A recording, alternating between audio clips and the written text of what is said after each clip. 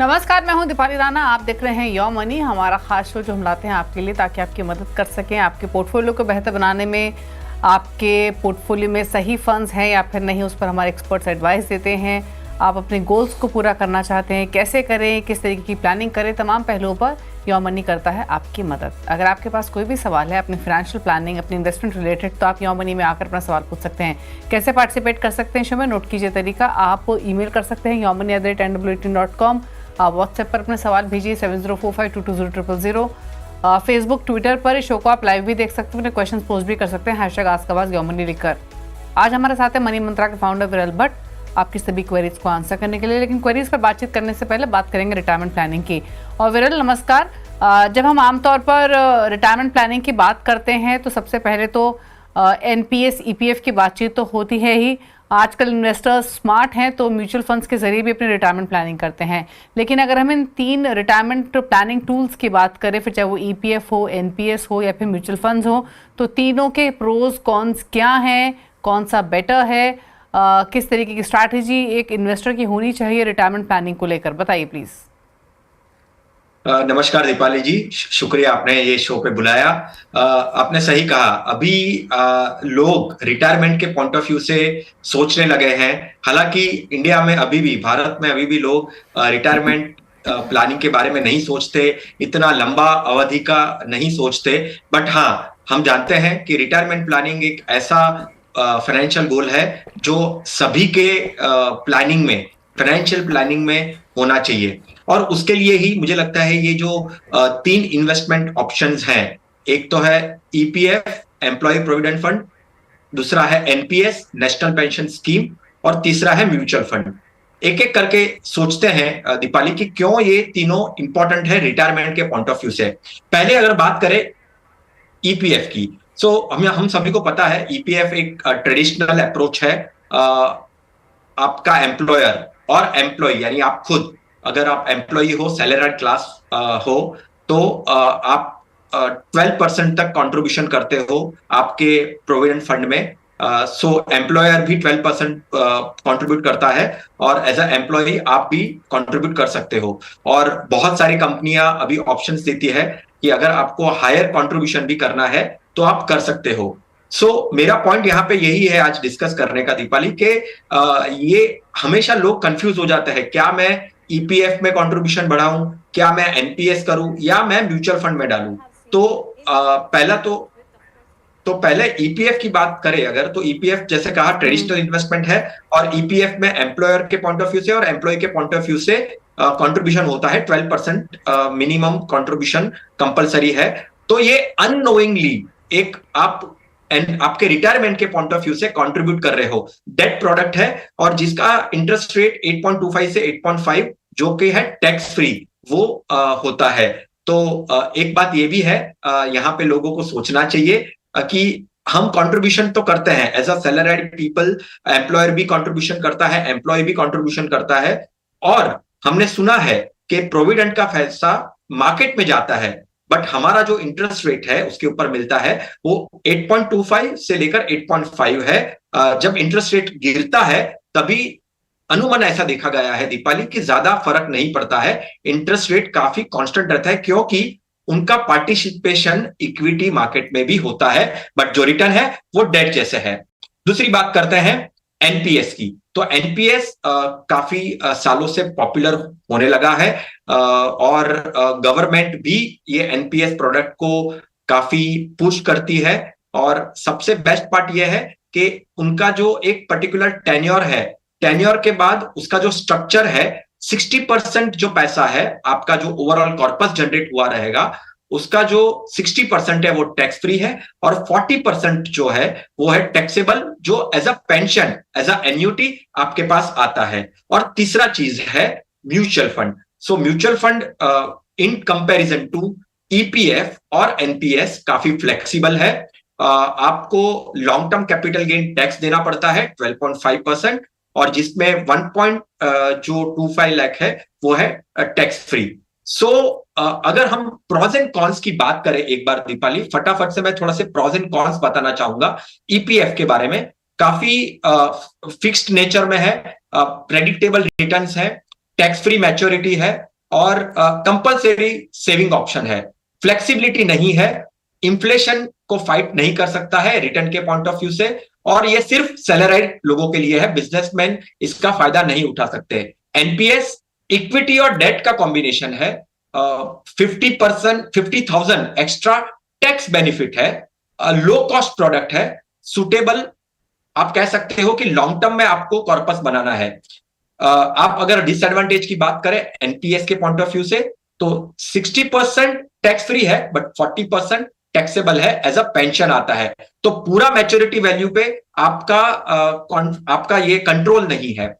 Liquidity लो है, withdrawal option definitely है, और आपके पास इक्विटी और डेट का कॉम्बिनेशन है, पूरा इक्विटी एक्सपोजर आप नहीं ले सकते।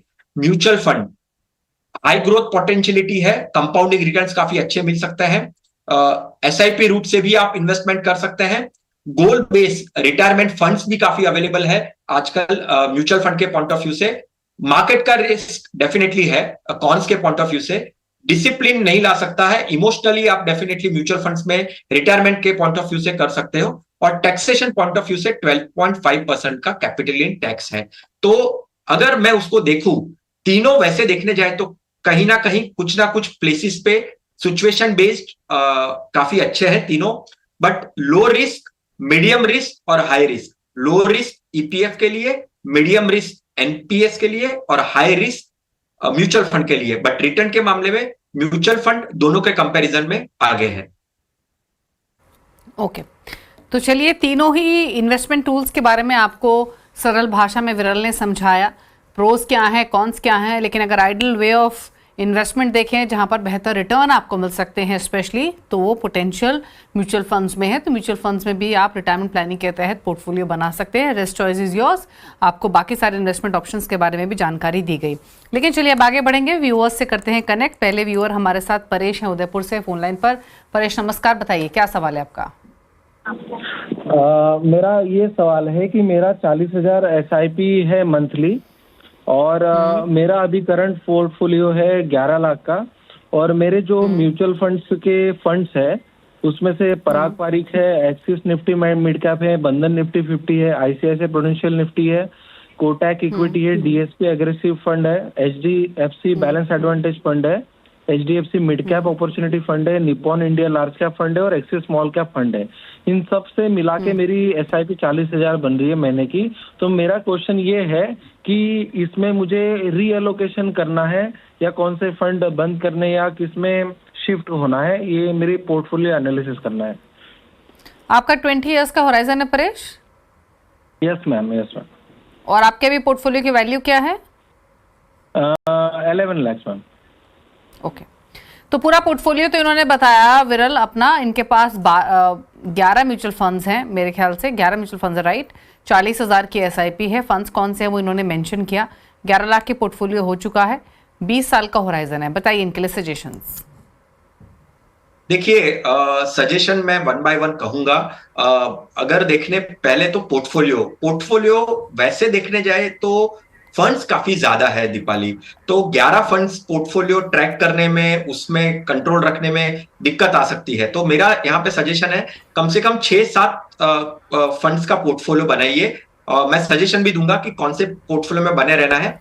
टारगेट की बात करें, अभी 11 लाख अगर जोड़ दे तो 20 साल में कम से कम 4,75,00,000 जितना इकट्ठा कर सकते हैं 12% अनुमान से।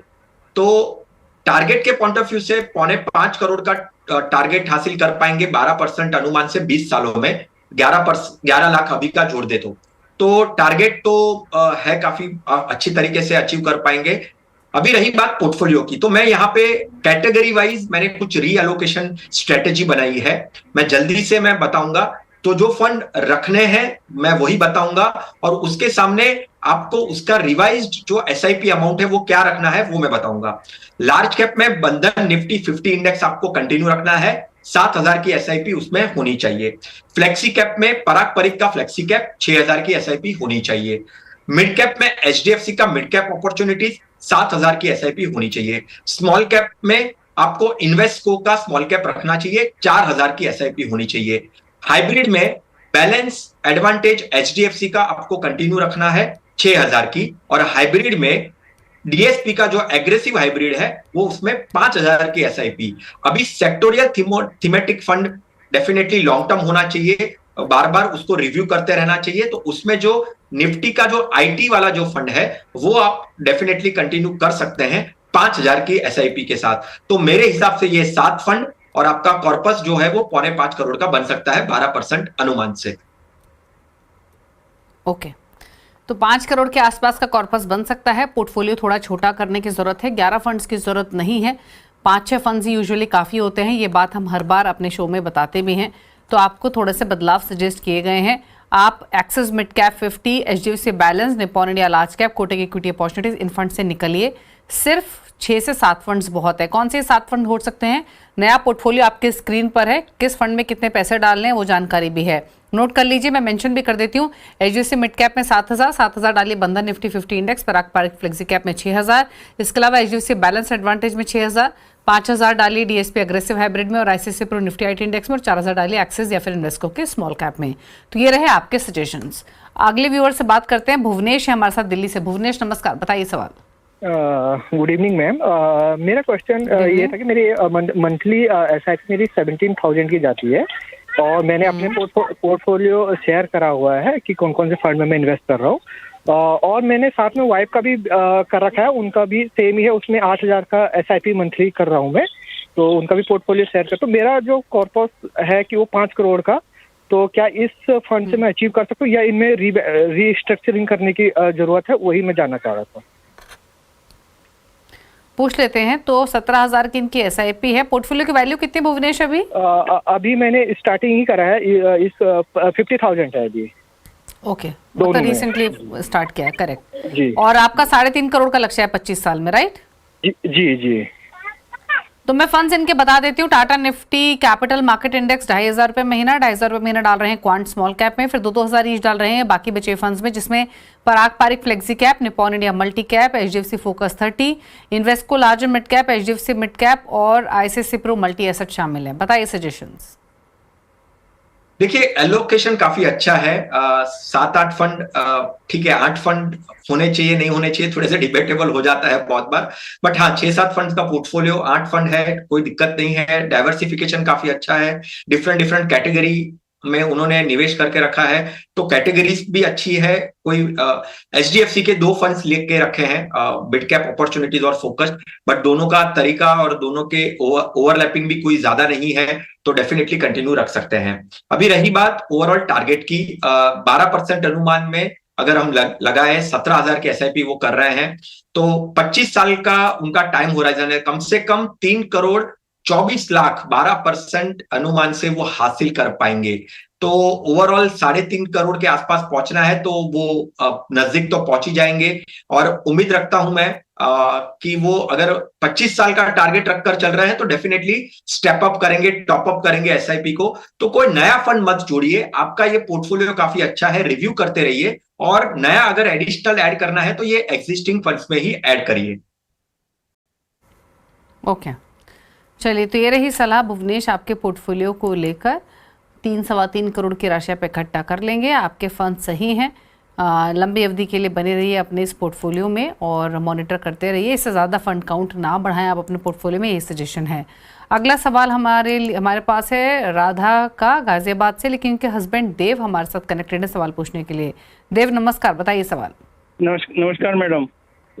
नमस्ते मैडम, जैसा कि मैंने आपका पोर्टफोलियो शेयर किया अपनी वाइफ का, तो 55,000 की एसआईपी चल रही है इनकी। Okay, hello.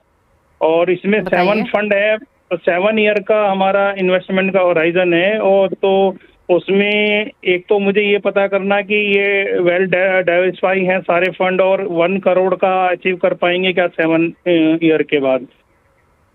और आफ्टर 10 ईयर हमारे का एचडब्ल्यूपी का प्लान है 2 फंड से, एचडीएफसी बैलेंस एडवांटेज से और ICICI Pru multi asset fund से, 50,000 per month after 10 year. Okay, पूछ लेते हैं क्या सजेशन रहेगा। तो पहले तो 55,000 की इनकी वाइफ की एसआईपी चल रही है, 12-12.5 लाख के पोर्टफोलियो की वैल्यू है और 7 साल में 1 करोड़ का लक्ष्य है। 10 इयर्स के बाद इस सिस्टमेटिक विड्रॉल प्लान के थ्रू इनको निकासी भी करनी है मंथली बेसिस पे, जो कि 50,000 की रहेगी। और फिलहाल फंड्स कौन से हैं? ICICI प्रो मल्टी एसेट 13,000 रुपये महीना, 10,000 रुपये महीना है पराग पारिक फ्लेक्सी कैप में। सिमिलर अमाउंट है HDFC बैलेंस एडवांटेज में 9,000 मुद्रा साल mid cap, 6,000 Nippon India large cap, ICICI value discovery 5,000 और 2,000 है निपॉन इंडिया स्मॉल कैप। बताइए सजेशंस। देखिए वो सोच काफी अच्छी है उनकी। 7 साल तक निवेश करना है, 10 साल के बाद SWP लेना है। देखिए वर्किंग पॉइंट ऑफ व्यू से 55,000 की SIP है, 98 लाख का पोर्टफोलियो बन सकता है दीपाली। 1 करोड़ वो हासिल करना चाहते हैं, 5% से यहां से स्टेप अप करिए, आप आपका टारगेट हासिल कर पाएंगे 7 साल में जो आपको हासिल करना है। ठीक है, तो 5% का आपको स्टेप अप करना होगा। अभी आपकी बात करें हैं SWP, अभी आपको सिस्टमेटिक विड्रॉवल करना है 10 साल के बाद। अभी 10 साल के बाद यानी आप सोच रहे हैं कि भाई रिटायरमेंट 60 इयर्स, राइट? तो अगर मैं SIP में हाइब्रिड में करना चाहता हूं, डेफिनेटली आपने हाइब्रिड का ऑप्शन रखा है, काफी बढ़िया है। हाइब्रिड में से SWP कर सकते हैं, तो फंड चॉइसेस में कोई इश्यू नहीं है। आप डेफिनेटली हाइब्रिड के पॉइंट ऑफ व्यू से आप कर सकते हैं। अभी मैं थोड़ा सा कैलकुलेशन यहाँ पे करता हूं कि आप अगर 10 साल के बाद अगर SWP लेना चाहते हैं, तो क्या मैं अगर 70 इयर्स टारगेट रखता हूं, यानी 60 से 70 इयर्स का टारगेट रखता हूं, तो क्या मेरा कॉर्पस सफिशिएंट है? और अगर मैं 80 साल तक सोचता हूं, 60 से 80 तक सोचता हूं, क्या मेरा कॉर्पस सफिशिएंट है कि नहीं है?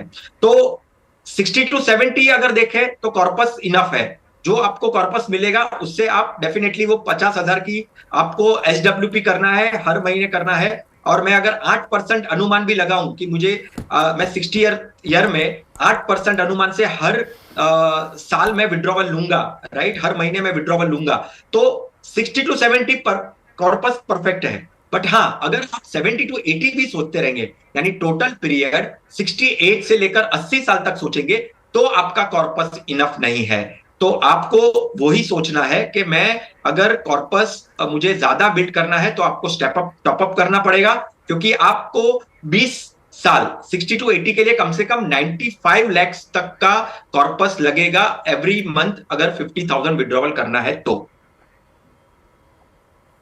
ओके, चलिए, तो ये सलाह दी गई है देव आपको आपके पोर्टफोलियो को लेकर। 1 करोड़ के आसपास की राशि आप मान के चले 7 सालों में इकट्ठा कर लेंगे इस पोर्टफोलियो से। 5% स्टेप अप आपको करना पड़ेगा, और साथ ही कॉर्पस से आप 10 से 20 साल तक निकासी कर सकते हैं। SWP के लिए जो फंड्स आपको सजेस्ट किए गए हैं उसमें HDFC बैलेंस एडवांटेज और ICICI प्रो मल्टी एसेट है।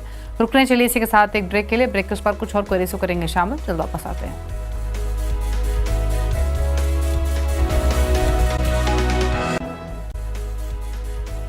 आप देख रहे हैं योर मनी, विरल भट्ट हमारे साथ बने हुए अपनी क्वेरीज को आंसर करने के लिए। बात करते हैं कुछ और व्यूअर्स से। संदीप गंगवाल हमारे साथ कनेक्टेड है सवाल पूछने के लिए।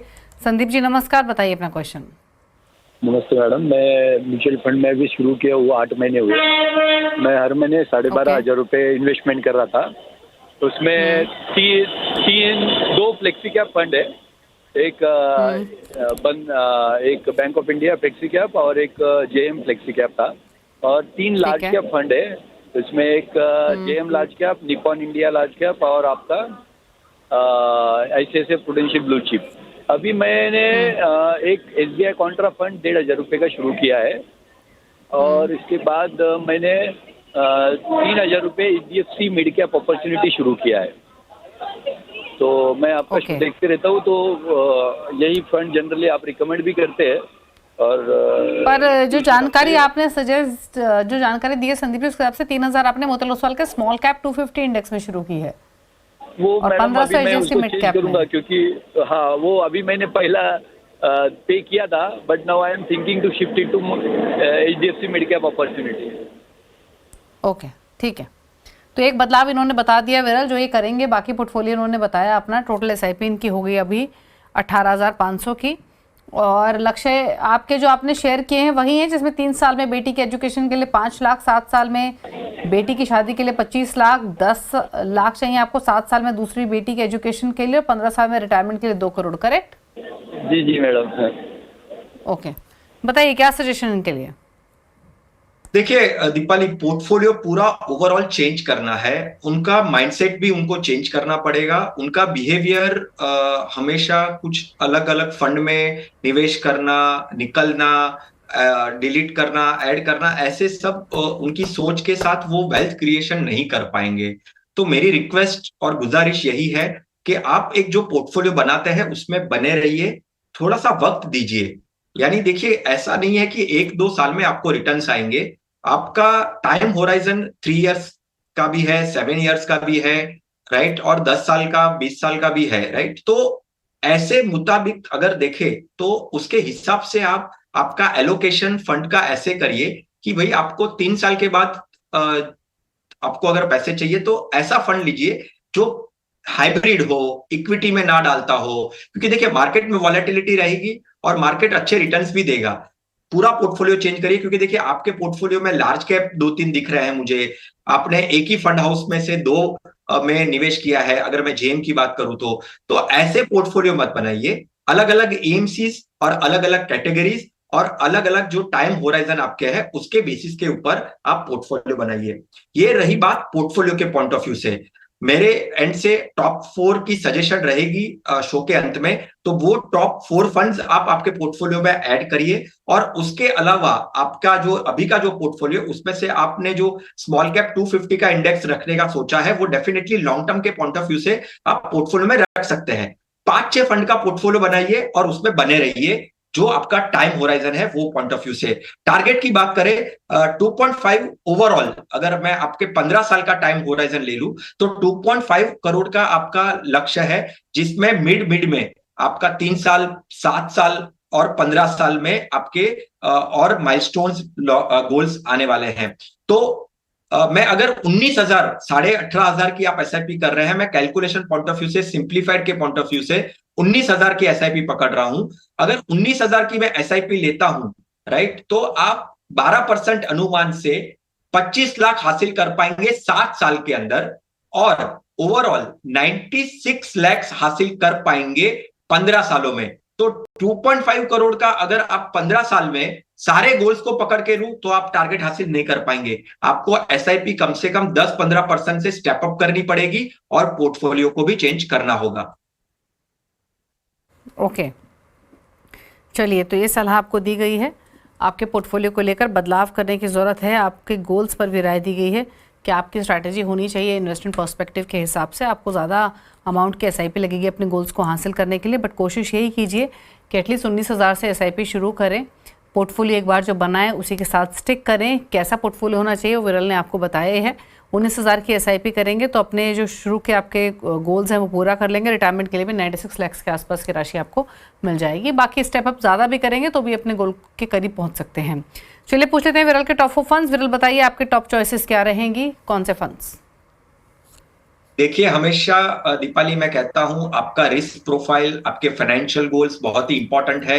ये मेरे पर्सनल टॉप 4 फंड्स हैं। मैं हमेशा मार्केट के पॉइंट ऑफ व्यू से सजेशन देता हूं, बट आपका फाइनेंशियल गोल और आपका रिस्क प्रोफाइल जांच ले।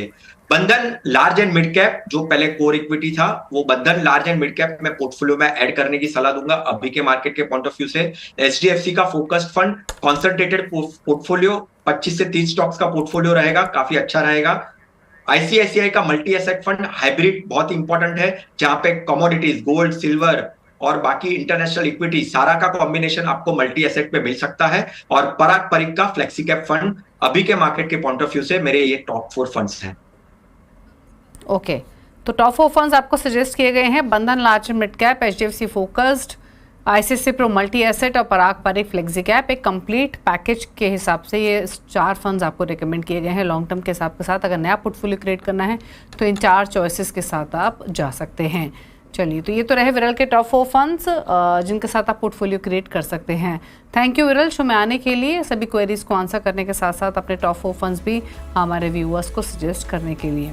इसी के साथ योर मनी में तो इतना ही। ब्रेक के उस पार भी खबरें जारी हैं लगातार सीएनबीसी आवाज़ पर, और साथ ही तमाम अपडेट्स के लिए आप जुड़े रहिए सीएनबीसी आवाज़ के सोशल मीडिया हैंडल्स के साथ। फेसबुक, ट्विटर के साथ आप कनेक्टेड रह सकते हैं। इसी के साथ योर मनी में तो इतना ही। नमस्कार।